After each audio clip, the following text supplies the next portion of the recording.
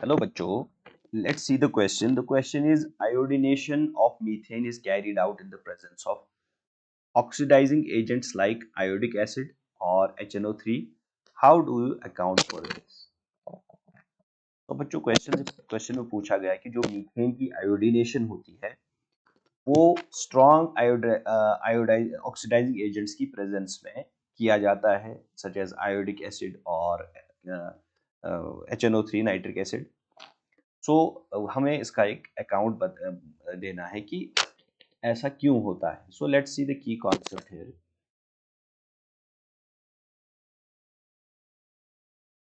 तो बच्चों यहाँ पे जो रिएक्शन जिस रिएक्शन की बात होती है that is methane is reacting with iodine. So बच्चों जब मीथेन आयोडीन के साथ रिएक्ट होता है तो इस केस में हमें क्या मिलता है, वी गेट मिथाइल आयोडाइड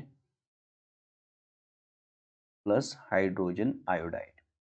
ठीक है, सो ये प्रोडक्ट्स हमें मिलते हैं इस रिएक्शन के अंदर। नाउ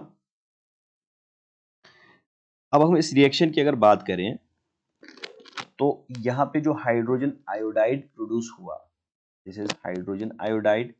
ठीक है, हाइड्रोजन आयोडाइड एक स्ट्रॉन्ग रेड्यूसिंग एजेंट होता है, स्ट्रॉन्ग रेड्यूसिंग एजेंट। ठीक है, this is the strong reducing agent. So ये क्या कर सकता है, it can convert this this methyl iodide, इसकी प्रेजेंस में मिथाइल आयोडाइड वापस कन्वर्ट हो सकता है इनटू मीथेन। ठीक है, स्ट्रॉन्ग हाइड्रोजन आयोडाइड एक स्ट्रॉन्ग reducing agent है, right? It can convert